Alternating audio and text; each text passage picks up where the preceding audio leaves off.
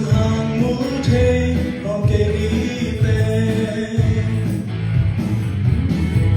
đủ điểm nào ai đi huế về đi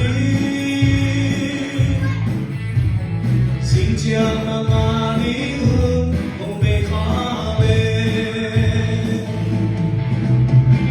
câu qua hông im nắng ya xin làm tết từ bằng nạp ya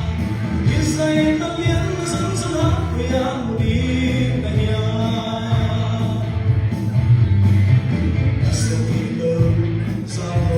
tung khá tầm môi